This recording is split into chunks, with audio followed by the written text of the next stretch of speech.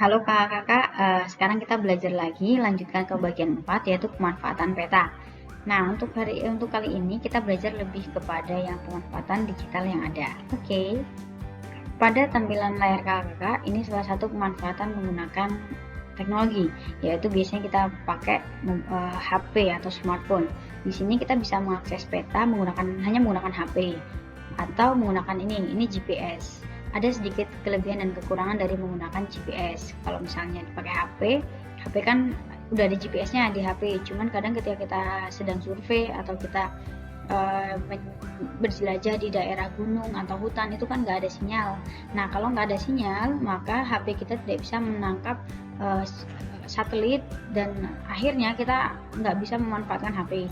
Berbeda dengan GPS. Kalau GPS dia memang sudah disetting bisa digunakan untuk survei. Jadi ketika kita menggunakan itu, baterainya sudah full, dia bisa menangkap sinyal dan bisa digunakan.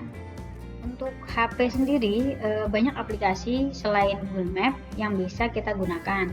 Jadi aplikasi-aplikasi map atau peta untuk pemetaan, untuk manfaat apapun, entah itu nyari koordinat, untuk cari titik, untuk plotting, untuk buat rute, itu bisa. Baik satu ada GPS Essential, selain Google Map ya, ada Maps.me, ada Map Marker, atau Mobile Topographer. Nah, selain itu kakak-kakak bisa cari aja di Play Store atau di App Store, tinggal cari, klik aja Map, nanti di situ akan banyak sekali aplikasi-aplikasi yang sudah didesain untuk bermanfaat untuk disurvei ataupun kita untuk belajar atau jelajah di suatu tempat. Nah, salah satu fungsi utama dari sebuah GPS yaitu kita tahu koordinat atau keberadaan kita berada. Nah, secara umum koordinat atau sistem proyeksi kita nanti dibagi menjadi dua, yaitu UTM dan geografis. Ada banyak sebenarnya, tapi kita seringnya pakai UTM dan geografis.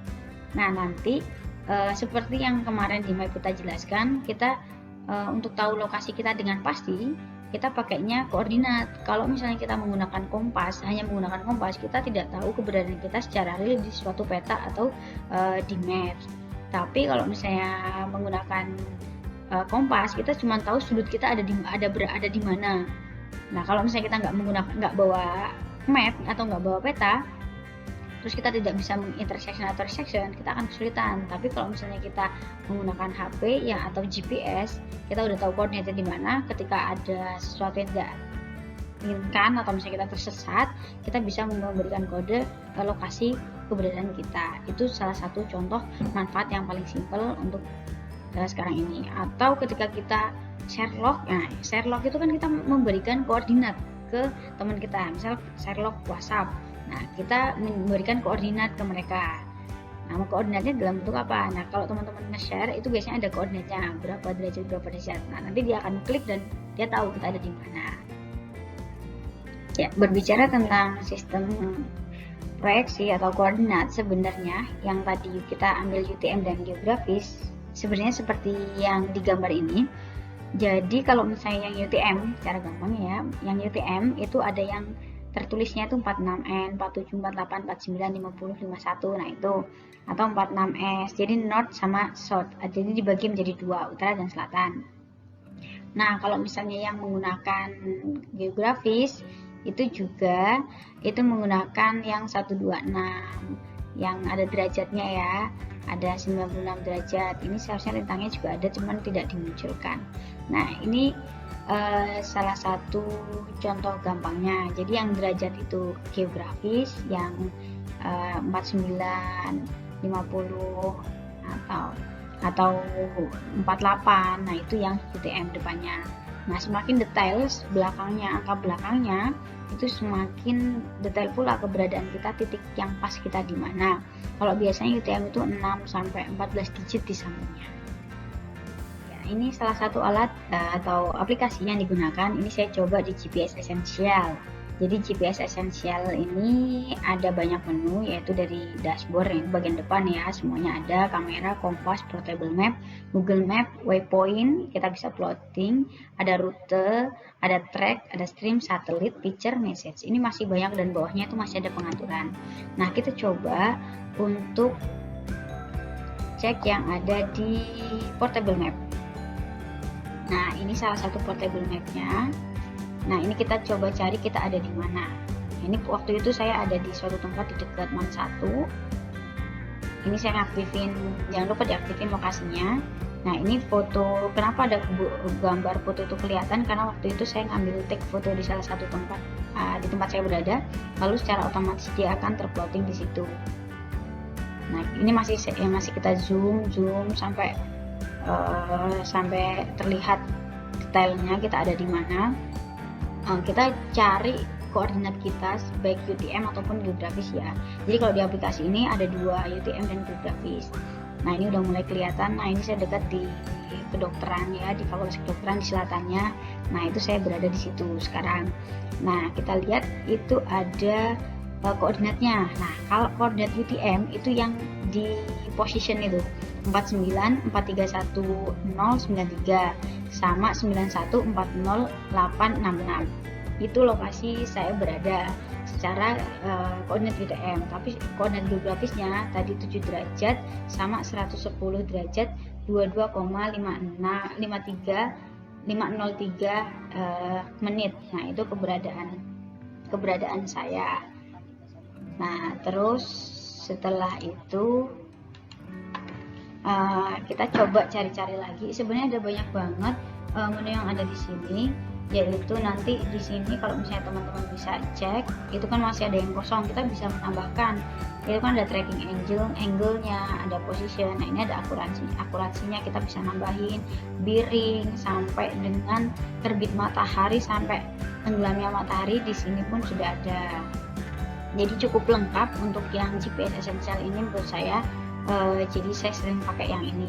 Terus ada akurasinya itu ada 260 meter. Jadi akurasi keberadaan saya dengan map itu 260 meter. Biasanya kalau HP-nya itu GPS-nya bagus, dia semakin detail. Nah, ini yang di satelit. Jadi kita pakainya 5 satelit yang ada di situ. Sebenarnya ada banyak, dia nangkap satelitnya tuh banyak. Cuman yang visible yang bisa diakses itu ada 6. Ada 6. Kita bisa cek di sini. Nah, selain itu ini ada banyak banget menunya. Ada picture, Google Map. Nah, kita coba tadi itu pakai mapnya GPS Essential. Nah, ini pakai tampilannya Google Map. Nah, kalau pakai tampilannya Google Map ini seperti ini. Tapi ini menggunakan aplikasi GPS Essential ya. Nah, jadi kalau misalnya teman-teman sukanya pakai yang map yang ini nggak masalah. Tapi di sini yang penting di sini adalah keterangannya, kita longitude-nya berapa, latitude-nya berapa, posisinya di mana, declination-nya berapa, distance-nya berapa, akurasinya berapa, itu kelihatan. Nah, itu salah satu pemanfaatannya menggunakan GPS Essential. Kalau misalnya tadi pakai mobile atau pakai HP, sekarang kita coba pakai browser. Kita coba sekarang belajar tentang yang Google Map. Nah, kalau misalnya Google Map, kita coba dulu. Sekarang kita masukkan di browsernya map Google ya. Nanti kita coba searching. Ini sambil kita cari mapnya, kita lihat apa sih di map itu, ada apa aja sih yang bisa kita tahu. Nah, ini salah satunya. Map udah jelas nih, kalau misalnya kita udah biasa pasti melihat tampilan map seperti ini. Ini sampai di Jakarta ya, karena ini saya nggak ngaktifin lokasi saya ya, jadi nggak kedetek di mana lokasi saya berada. Ini memang saya nonaktifkan. Coba kita cari dulu Yogyakarta. Nah, kita cari Yogyakarta, kita zoom bentar, kita zoom lebih lanjut supaya kita bisa cek. Terus coba kita cari MAN 1 aja deh, MAN 1 Yogyakarta. Udah ketemu langsung ya. Nah, di sini. Nah, ini ada tampilannya nih. Jadi sudah di MAN 1 tuh ada di plot. Kita coba tampilkan, kalau tadi bentuknya map, sekarang kita tampilkan di satelitnya. Nah, ini tampilan MAN 1 Yogyakarta, tapi ini foto salah satu pengguna ya. Tapi kita coba cek di yang 360 derajat. Nah, kita cek. Nah, ini lumayan, Google ini selalu update ya. Ini update 2020 sepertinya. Ini tampilan MAN 1 Yogyakarta ketika kita sebagai salah satu pengguna misalnya. Kita bisa lihat sampai depan. Nggak bisa sampai dalam ya, kita cuma bisa sampai di jalannya aja, lihat kanan kiri. Kita juga kalau misalnya mau jalan-jalan virtual juga bisa pakai ini. Nah, ini bisa kita lihat, bisa ke utara, selatan, atau kita bisa belok-belok sesuai dengan yang kita mau, tapi ini nih dari kontribusi dari beberapa pengguna Google ya. Ini kalau misalnya teman-teman mau jadi kontributor kayak gini juga bisa pakai yang kamera yang 360 derajat. Nah, ini tampilannya. Nah, nanti bisa teman-teman lebih lanjut ya cari, atau ada lagi menu yang lain itu di sini itu ada review. Jadi teman-teman bisa ngasih masukan berapa bintang di sini. Ini saya juga ngulas cuma satu sekilas itu. Terus di bagian menunya itu ada banyak juga sebenarnya, ada kontribusi kita. Jadi kalau misalnya kita aktif atau rajin menggunakan Google Map dan kita sering review, nah itu biasanya kita ada levelnya. Ini saya ambil contoh di sini punya saya itu ada kontribusinya. Saya jarang sih tapi lumayan lah ya, ini masuk di level 7, ada poinnya.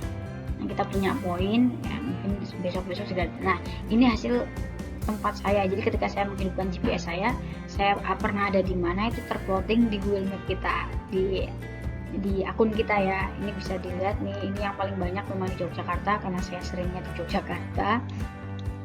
Nah, ini banyak plotting tempat. Ini bisa jadi karena saya sering review. Nah, jadinya masuk. Ini terakhir kali saya beberapa titik yang pernah saya review. Atau di sini ini secara keseluruhan ya, plottingannya ada di utara. Mungkin di Lampung nggak kelihatan ya berarti. Ini kalau mungkin di zoom bisa kelihatan. Ini tampilan pakai yang satelit ya, yang nggak pakai map. Karena memang kadang kita lebih nyaman yang pakai ini kan, karena seperti yang asli. Oke, ini jelas ulasannya berapa, ini jelas. Nanti kalau teman-teman mau aktif juga bisa banget di sini. Oke, itu aja untuk yang Google Map. Nanti teman-teman bisa ekspor mandiri. Mumpung lagi kayak gini kan teman-teman pasti lebih aktif. Oke, itu.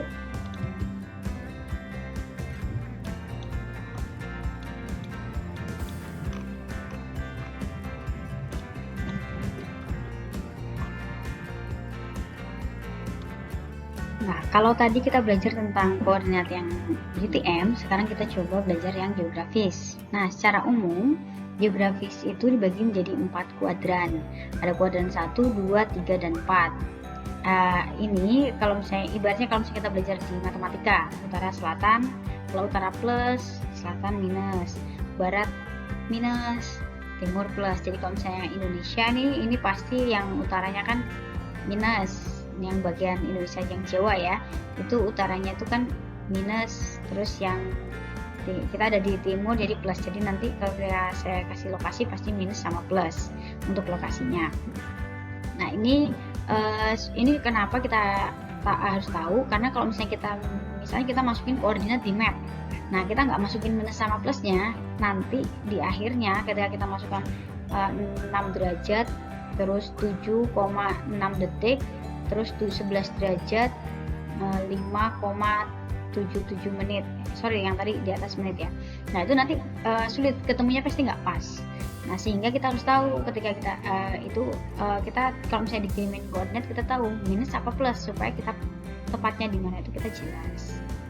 Ini kita langsung contohnya ya, misalnya saya berada di 7 derajat 46 menit 16,9 detik selatan, 110 derajat 22 menit 39,0 detik timur. Kita ada di mana nih? Nah, kita ngetik itu semua di map. Nah, nanti pasti nggak ketemu kalau misalnya kita langsung ngekliknya kayak gitu kan.